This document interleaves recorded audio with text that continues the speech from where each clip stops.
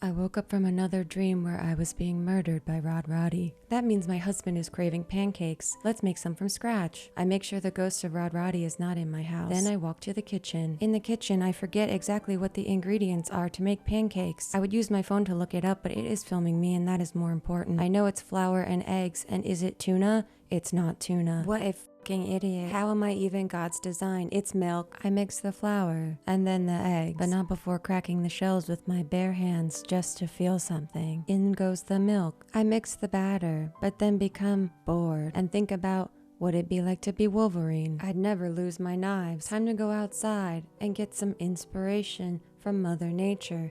I realize I hate it here.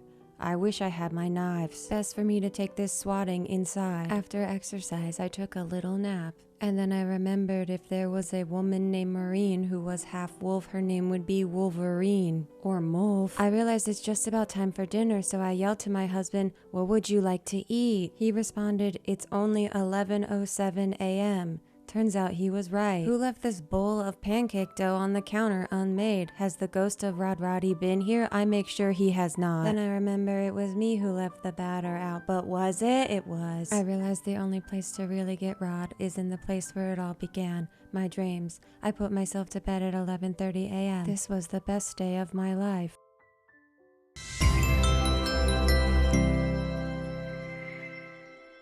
Look at that.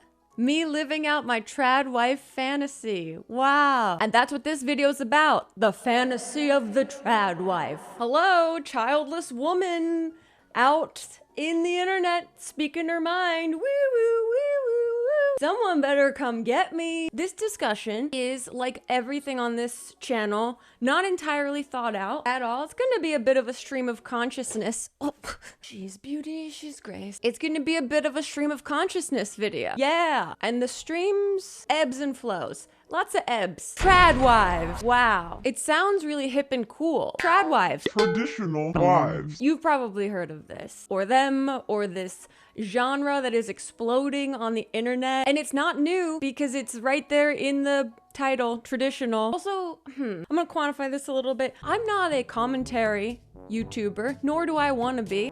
These aren't going to be hot takes. These are going to be like cold leftovers. You can go to one of the commentary YouTubers for hot takes. Lord knows I did. What is a trad wife? Do I need to explain this? Okay. Traditional wife. It is a woman who wants to lead a lifestyle that is traditional in the sense that she is a wife and mother serving her God above all else. Traditional gender roles at home. And usually these women are taking care of a lot of children. And they have now grown these huge followings online for demonstrating and romanticizing and monetizing this traditional rustic Little House on the Prairie fantasy lifestyle. You've probably heard of Ballerina Farms or Nara Smith.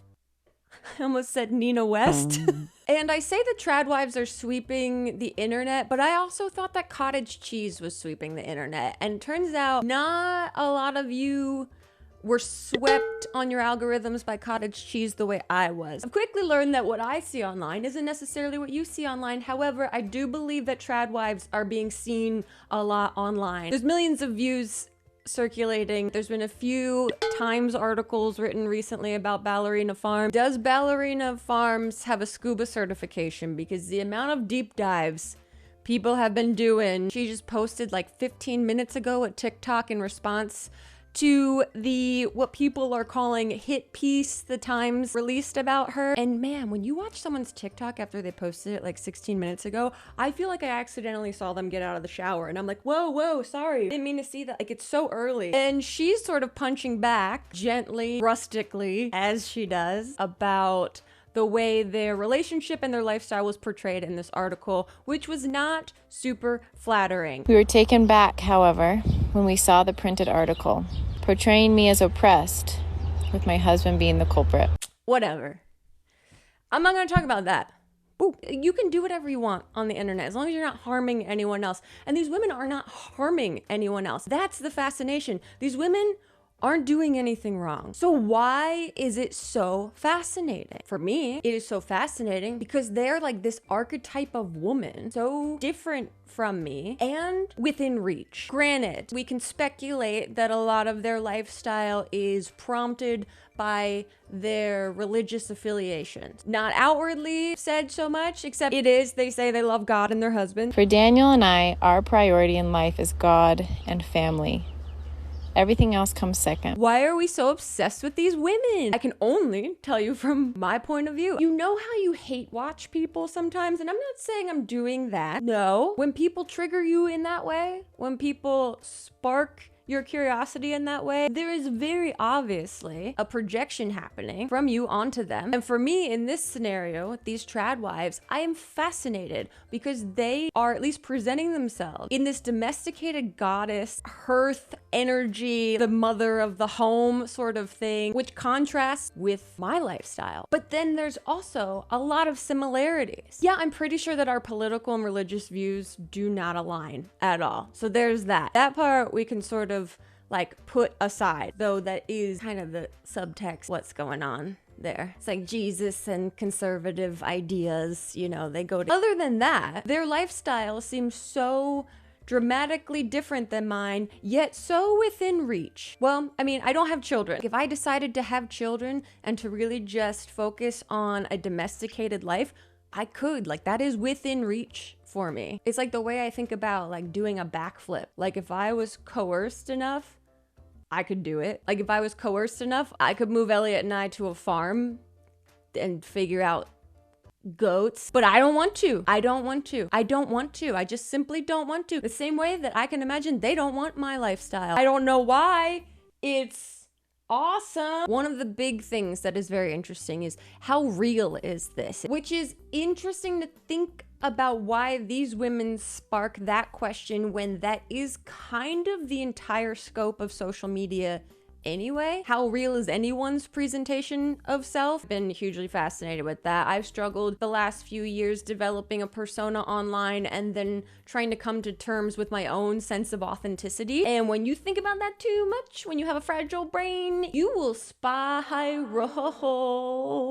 So it brings up this idea of media literacy. As consumers of social media, we have an inherent responsibility to think critically about what we're seeing. When I look at someone like Nara Smith's posts, I see pure parody and camp. My sister's in town to visit, and she's been craving bubblegum so bad, but she ran out, so I just decided to make it for her. She's in on this absolute ridiculous premise in which she is making absolutely absurd items. To me, it's full camp. But I understand that because I've been on this side of the camera for 17 years. I consider myself pretty social media literate to a degree in which I don't trust anything that anyone's posting to be real or authentic at any time. You know, those people that don't have that burning sense of cynicism that rages inside of them immediately when they consume content, those people might look at what Ballerina Farms and Nara Smith are posting and think that is authentic and aspirational and something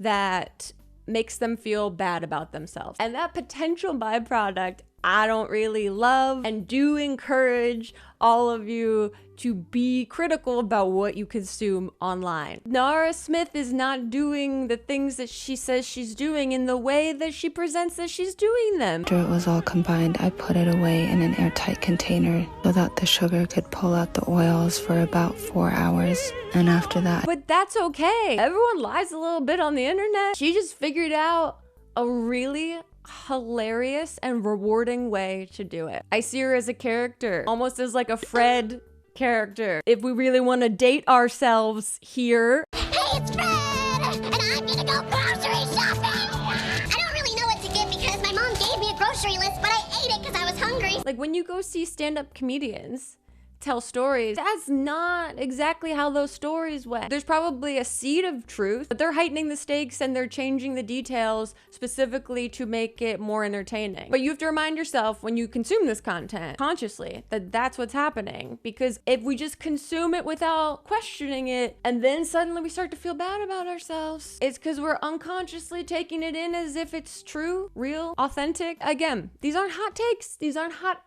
takes. Yet I'm fascinated by these women. Like I'm watching a totally different species. You know, like we're the same but different. Like I'm a wet fart and they're like a silent poot. Both gas, but very different experiences. And that's where it's interesting. It's like the irony of them being so traditional, but it's so disruptive at the same time. Collectively, our panties are in a bunch. It just seems like so much work to give the illusion that they're excellent at doing so much work. And what a mind fuck for an audience. You can project on that. If they frustrate you, there's a lot to look at in yourselves. You know, that's why these women are tricksters in a way. And that's why they're fascinating to me. They present themselves in a way that I think juxtaposes a lot of the ideas of like modern feminism, what it means to be a woman, what it means to be a fulfilled woman in the world, which is something I have started to think about more. I think especially having breast cancer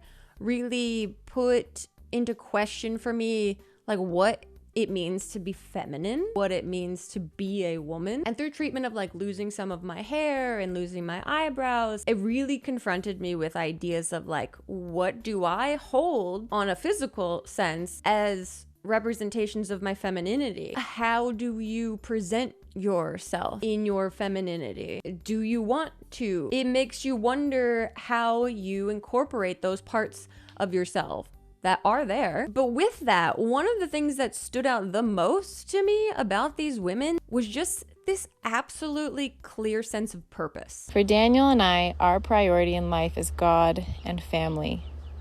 Everything else comes second. They serve their gods. They want to be mothers and wives. Boom, we got it. And you're doing it. And wow, to be that clear about the way you show up in the world, there's something very admirable about that. Do I want that purpose? No. I don't want to squirt cows in my mouth. No. But is there part of me that would love to have that absolute crystal clear sense of purpose on a regular basis? Yeah. And I know that really does come for a lot of people from religion. I'm curious what you guys think about purpose. Some days I feel very like connected to, drawn to, meant to entertain and make people laugh. And some days I question the narcissism of that pursuit and second guess my own intentions and integrity around it. Then other days I feel very clear about it again and I say you're just creating problems for no reason. How obsessed should you be with your sense of purpose? How clear do we need to be? Does our purpose change at different points in our life? Are we like a remodeled basement? Are we multi-purpose? Is there a spectrum of purpose? Is it this innate sense of knowing, or is it something that is reflected back to us from feedback from the outside world? So how do we all discover our sense of purpose in this world? The Trad Wives really inspired me to think about my sense of purpose in the world. I will say the one thing that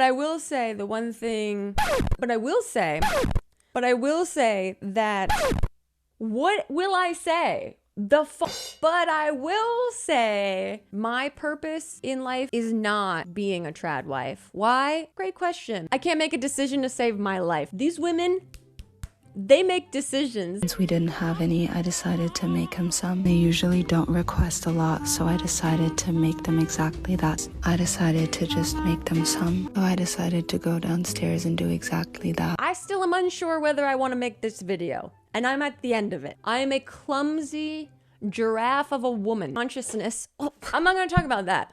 Ooh. And I just get a moment. Like zucchini, I spiral very easily. And these women seem to really keep it together. Intrusive thoughts. These women seem to have absolutely no intrusive thoughts. My brain house has no security system because intrusive thoughts are breaking in left, right, and center. Who left this bowl of pancake dough on the counter unmade? Has the ghost of Roddy been here? I make sure he has not. Finishing a task to completion? Are you kidding me? Who left this bowl of pancake dough on the counter? If this video goes up, like, that's amazing. And there's no sense of awkwardness. They seem very comfortable in their own bodies. And I can't relate to that. Anyway, now I'm just rambling. I think that's all I'm gonna get into for now. Curious what you guys think. I always think when there is something fascinating to us online, whether it's a person or a trend, usually that fascination is an indication that there's something in us worth exploring. And for these women, I think their clarity of purpose is very interesting and makes me wonder about my own. Well, that's it for now. Thank you guys so much for watching. I hope you enjoyed some semblance of this video. Let me know if you have any ideas for stuff you want to talk about moving forward. I kind of was thinking more of like self-helpy type of things, like the idea of purpose, and this was a way into that sort of conversation. But let me know what other stuff you want to talk about. Again, not a commentary channel, just a girl ebbing and flowing with streams of consciousness. Other than that, I don't know.